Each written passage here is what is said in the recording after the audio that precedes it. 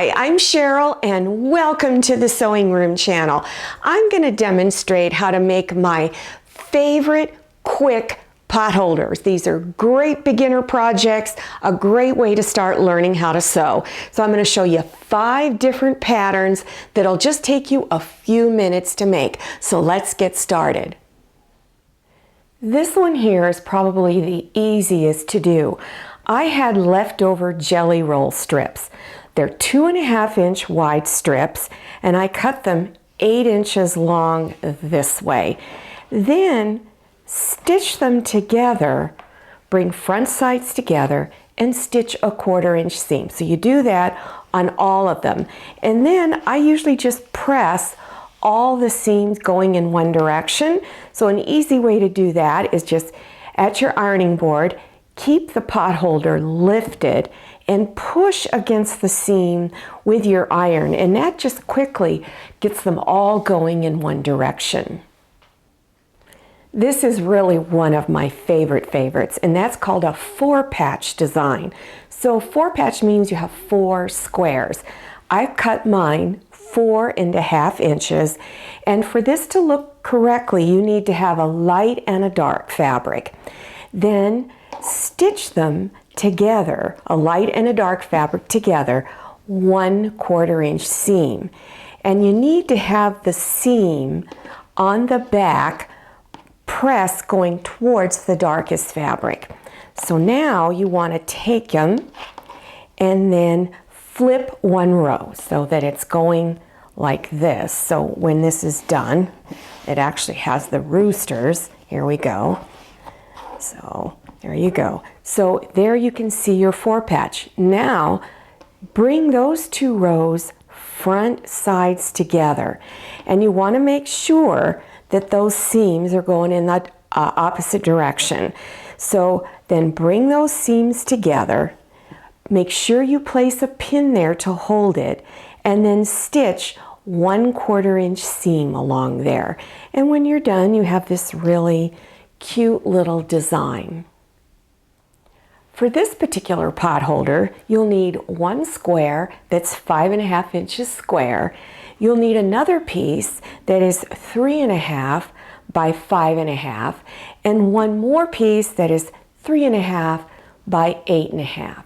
So first stitch the 2 smaller pieces together, bring front sides together, and stitch 1/4-inch. And then press the seam towards the strip of fabric that's going away from this square.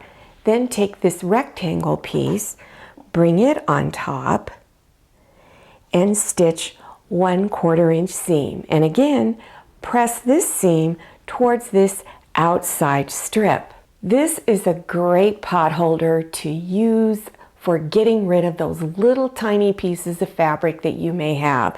You need 16 2.5-inch squares, and then you're just going to randomly put them in any order that you like. So stitch them together, bringing front sides together, and stitch a 1/4-inch seam. Then you're going to press all of the seams going in one direction. So you need to create 4 rows. So you take those first 2 rows that you created, and then you're going to bring front sides together. Now you need to make sure that the seams on the bottom are going in the opposite direction of the seam on top. So line up your seams, put pins to hold your seams in place. So pin your seams all the way across, then stitch 1/4-inch seam. And I've got 2 rows completed here. So then you take all of your rows and then press the seam on the back, and again press all of the seams going in one direction. So you wind up with this little Scrappy patch pot holder. For this last one, you're going to need 1 large square that's 8.5 inches square, and then 4 pieces of fabric that are 4.5 inches square.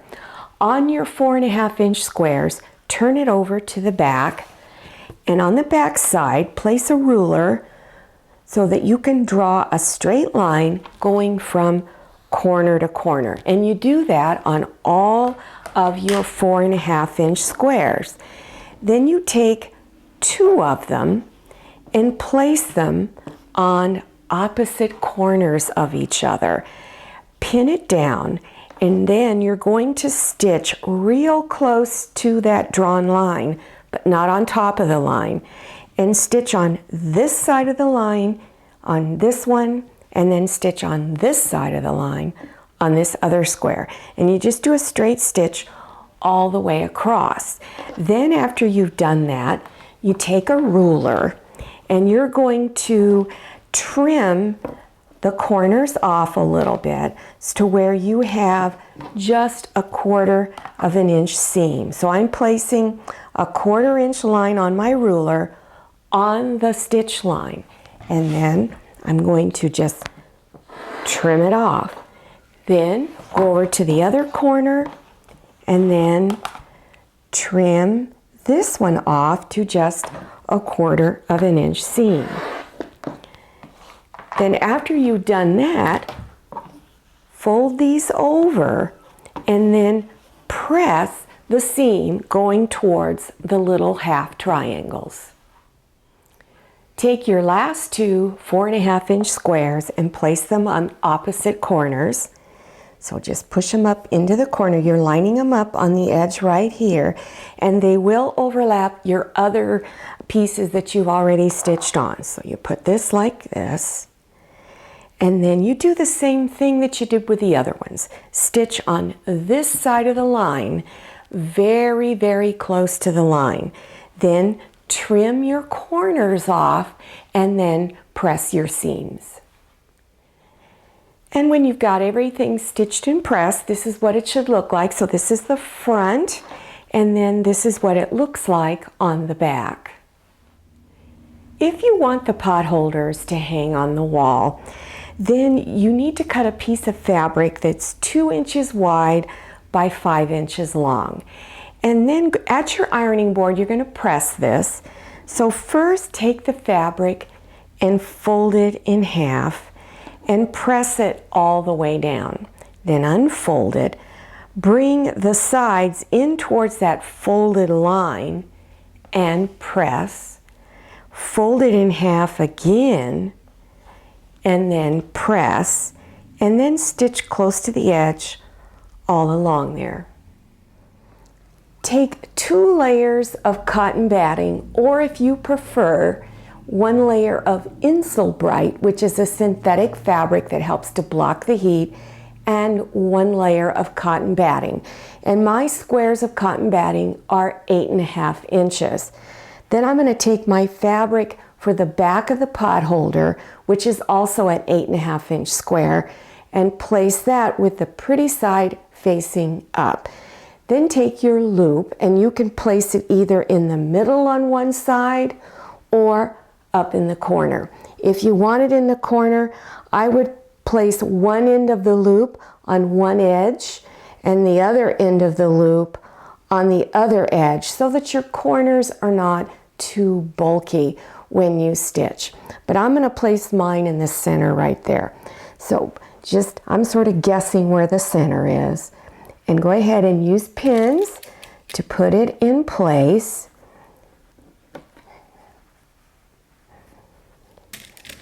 Then take your fabric that you're using for the front, which this is the one that had the little narrow strips. I'm putting it front side down.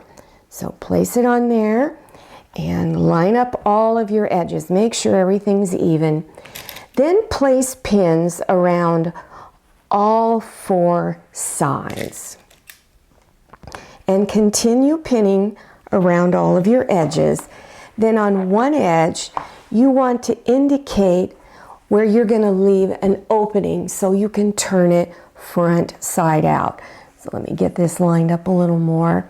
So I'm going to place a pin here, and then I'm going to go over 4.5 inches and place another pin. So after you finish pinning, and I usually like to stick 2 pins right here. That tells me when I'm supposed to stop stitching. Otherwise you wind up stitching over your opening. So start here. Back stitch always on each side of your opening. Stitch 1/4 inch seam all the way around all 4 edges. And when you get to the 2 pins, this is where you're going to stop, but back stitch before you stop stitching. Before you turn it front side out, you want to trim some of the fabric off at all 4 corners. I'm going to trim it down to about 1/8 of an inch wide. And the reason we do that is the corners are going to be bulky no matter what you do, but they're going to be really bulky, extra bulky, if you don't do this. I also like to trim a little bit off on the side. Now be careful you don't cut into your stitches. I'm going to cut just a little bit more off this side and keep your fingers at a safe distance. And again, you do this on all 4 corners. Now reach in between your fabric for the front and the fabric for the back and begin turning it front side out. At the opening, fold your edges in 1/4 of an inch and then place pins across to hold it in place, and then stitch close to the edge right along here. The last step to do are what we call quilting stitches, and basically what you're doing is you're stitching through all of the layers from the top, and this holds everything together so when it's being washed it's not going to come apart.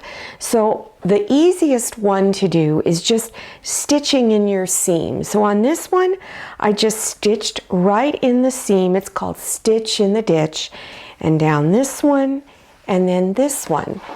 Now in this 4-patch one I just did 2 of the seams across there. And then, of course, this one where it had all the little squares, I just stitched all of the seams. And then this one here with the little half square triangles in the corner, I just stitched on the seams here. Now this one, I just did a stitch from one corner to the other corner like that, and I chose a serpentine stitch, which is a wavy line, and almost all computerized sewing machines have a serpentine stitch. There are many different quilting stitch patterns that you can do. Here is just a series of straight stitches, which you saw on the pot holder with a lot of little squares. And by the way, when you're doing your quilting stitches, you want to lengthen your stitch to about 3.0 to 3.5 because you're going through a lot of fabric.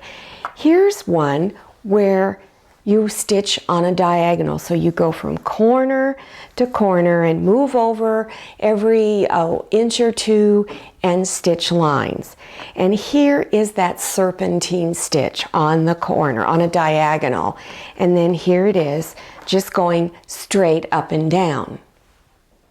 Once you've mastered how to make basic pot holders like that, and you want to move on to the next step, here are pot holders that you can make with binding on the edges. So it covers up all the edges and it gives it a really finished look.